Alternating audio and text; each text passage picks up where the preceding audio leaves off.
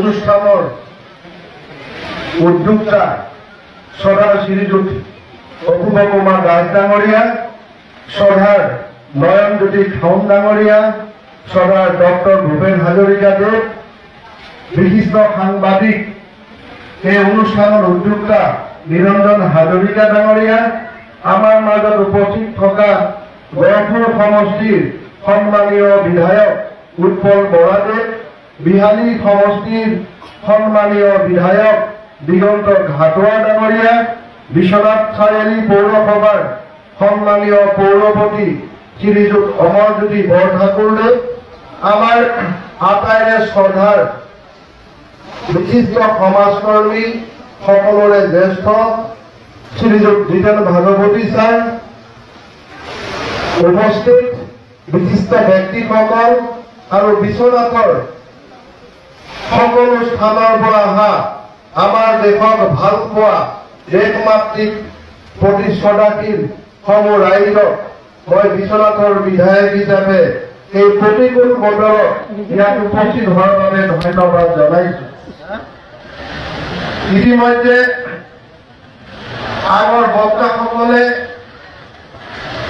পেহেলগাম কাণ্ডৰ বিষয়ে তথা আজিৰ এই তিৰংগা যাত্ৰাৰ বিষয়ে আপোনালোকক সুন্দৰভাৱে বুজাই দিছে।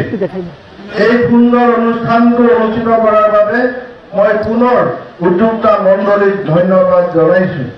মই বৰ্তমানৰ কথাখিনি সকলোৱে জানে, মই এই বিষয়লৈ নকওঁ। পেহেলগাম কাণ্ডৰ বিষয়েও আপোনালোকে সকলোৱে গম পাইছে, অপাৰেশ্যন সিন্দুৰ সেই বিষয়েও গম পাইছে। মই খালি ভাৰত আৰু পাকিস্তানৰ যি সংঘৰ্ষ তাৰ যি ঐতিহাসিক পৃষ্ঠভূমি গতিকে মই অনুৰোধ জনাওঁ তেনেকৈ আমাৰ নিজৰ নিজৰ গাঁৱত যদি কোনোবা গৈছে যাব লাগিব। গতিকে মই সকলো সেইটো আহ্বান জনাওঁ।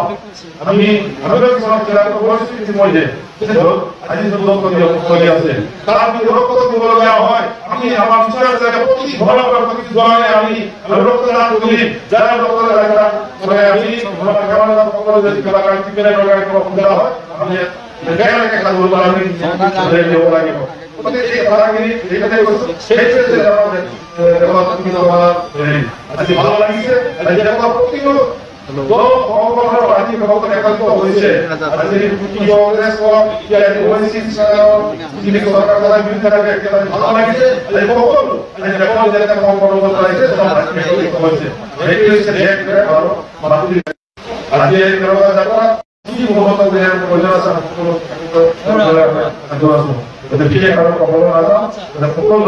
আজি আজি উপস্থিত হোৱাৰ কাৰণে আন্তৰিক ধন্যবাদ কৃতজ্ঞতা জ্ঞাপন কৰিছো।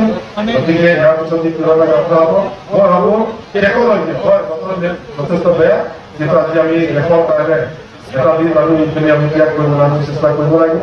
পুনৰবাৰ আন্তৰিক শ্ৰদ্ধা জনাই আৰু আহ্বায়ক মণ্ডলীসমূহ মানে বিষয়ববীয়া ধন্যবাদ জনাই তেখেতসকলে এই পদক্ষেপ লোৱাৰ কাৰণে আমাকো আমন্ত্ৰণ জনাৰ কাৰণে দুষাৰ ক'ব জনাৰ কাৰণে পুনৰবাৰ সকলো ধন্যবাদ কৃতজ্ঞতা জনাই পুনৰ থাকিছো। ধন্যবাদ